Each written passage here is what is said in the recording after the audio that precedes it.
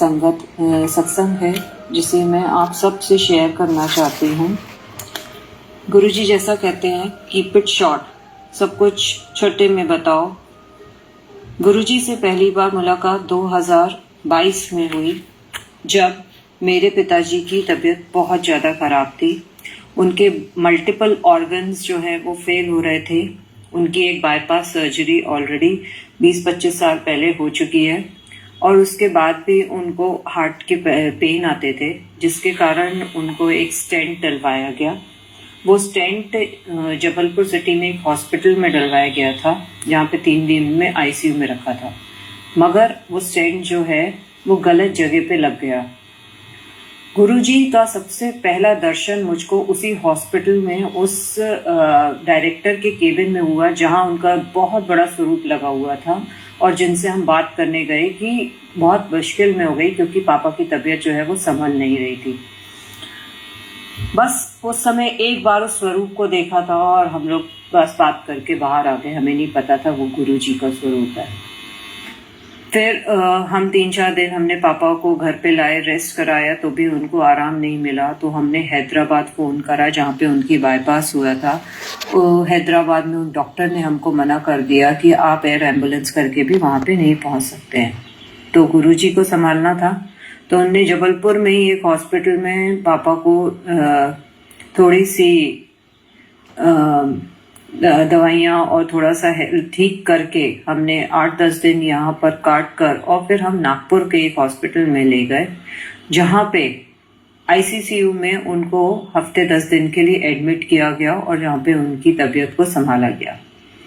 तो वहाँ पे भी डॉक्टर ने मना कर दिया था कि उस स्टेंट की पोजीशन गलत हो चुकी है, हम कुछ नहीं कर पाएंगे। लंग्स में पूरा पानी भर रहा है, किडनी आपकी डैमेज हो गई है, क्योंकि हमारे पापा डायबिटिक हैं।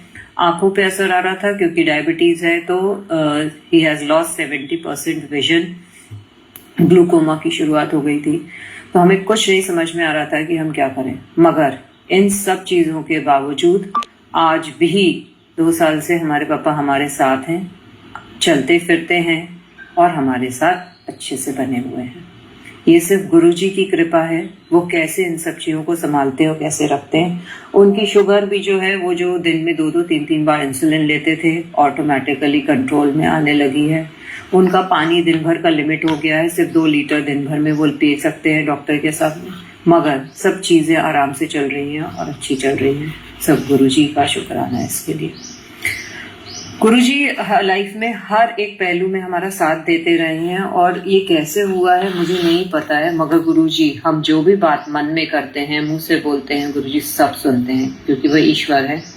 बस मैं एक जॉब ढूंढ रही थी, क्योंकि हमारा बिजनेस था एजुकेशन का, और जिसके कारण कोविड के कारण बहुत काफ़ी असर आया और क्लासेस वगैरह स्टूडेंट सब कुछ बंद हो गए थे और सब। तो मैं चाह रही थी वर्क फ्रॉम होम मिले मुझे, जिससे अगर 20-25 हज़ार रुपये भी मिलते महीने के तो बहुत अच्छा है। मैंने 2 जगह ट्राई किया, नहीं मिल पा रहा था, बहुत ढूंढा ऑनलाइन, मगर पता नहीं गुरुजी ने कैसे, और 20-25 हज़ार में तो गुरुजी मानने नहीं वाले थे।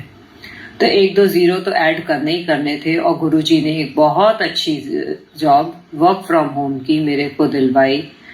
ऐसी चीज़ जिसके बारे में मैं बिल्कुल नहीं जानती थी, उनने उसका इंटरव्यू भी क्रैक कराया और उसमें मुझे आज तक काम करवा रहे हैं, और जिसमें मैं अब काम कर करके उस चीज़ों को सीखती जा रही हूँ। मगर गुरुजी की कृपा है और उनकी कृपा ऐसे ही बनी रहे सब पर। बस मैं इसी की प्रार्थना करती हूँ गुरुजी से। और वो जॉब मैं आज भी कर रही हूँ, और उस जॉब में मैं एक लीड की पोजीशन पे हूँ, टीम लीड की। मगर मैं सब चीजें हैंडल कर पा रही हूँ सिर्फ गुरुजी की कृपा से। वहां पे जब भी कुछ भी नहीं बनता है या कुछ भी होता है, बस जय गुरुजी बोलती हूँ और उस चीज को कर देती हूँ, और वो गुरुजी संभालते हैं और सब कुछ हो जाता है। बात तो उन दिनों की है, एक बार जब मेरी छोटी बिटिया की तबीयत बहुत खराब हो गई थी। उसको कम से कम दिन भर में 30 से 35 लूज मोशन हो रहे थे। अब आप जानिए कि 30-35 लूज मोशन जब होंगे इंसान को, तो वो क्या वो बिस्तर से सिर उठा पाएगा, या वो यहाँ से उठ के बिस्तर से क्या वॉशरूम तक भी जा पाएगा? मगर नहीं, गुरुजी की कृपा थी, उसको हॉस्पिटल में शिफ्ट कराया। एक दिन में उसके लूज मोशंस डॉक्टर्स काउंट करते थे।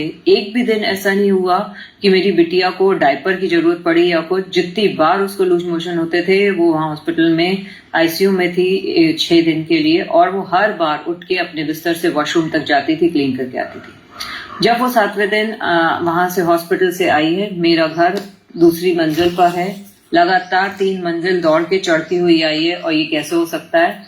जय गुरु जी, शुक्राना गुरु जी। बस एक चीज का सत्संग और है। मेरे को 3 साल से एक प्रॉब्लम बनी हुई थी।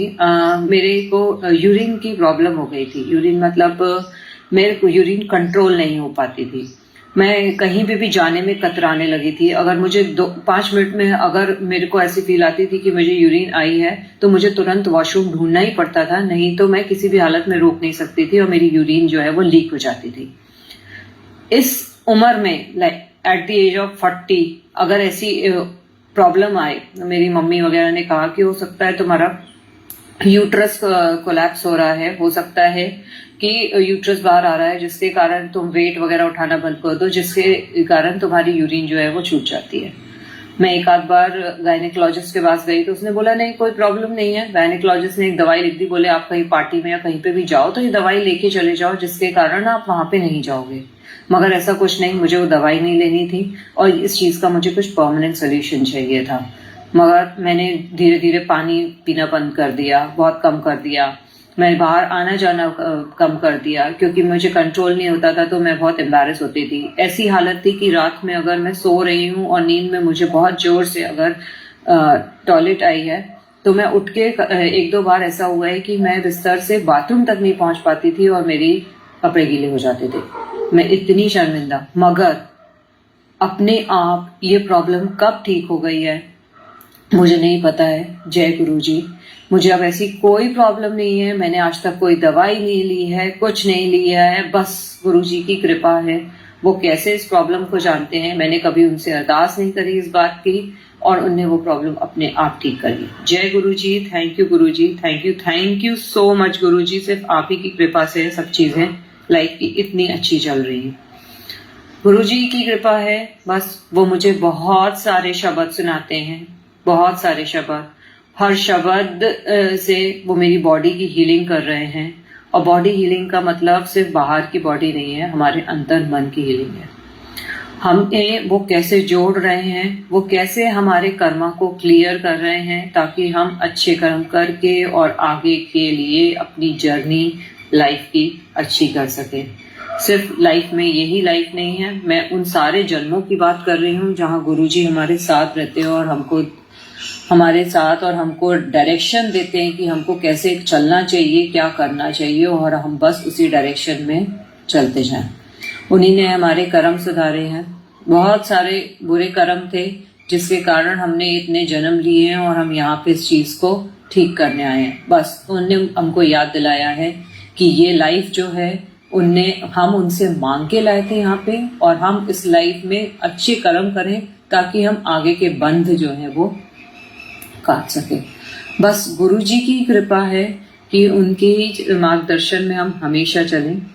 आज तक मैं सिर्फ और सिर्फ एक ही बार बड़े मंदिर गई हूँ और उस बड़े मंदिर को मैंने 2023 की मार्च की नवरात्रि में गई थी, जहाँ पे मुझे असीम शांति मिली है, असीम शांति। वहाँ पे हमने लंगर प्रसाद, जल प्रसाद, चाय प्रसाद। मैं अपनी लाइफ में आज तक चाय नहीं पी थी है। मैंने पहली बार गुरुजी के मंदिर में, बड़े मंदिर में चाय पी। गुरुजी की कृपा है, उन्हीं के कारण है सब कुछ अच्छा हुआ। मैं चाहती हूँ हमेशा मेरे घर में सत्संग होते रहें। और बस गुरुजी ने कहा है अगर एक बार भी दिन के 10 मिनट निकाल के भी आप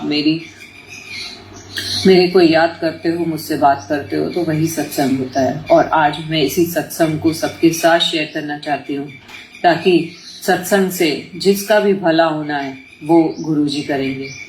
जिस हिसाब से गुरुजी कहते हैं सत्संग करने वाले का भी अच्छा और सत्संग सुनने वाले का भी अच्छा होता है। इसी से मैं अपनी वाणी को विराम देती हूँ। जय गुरु।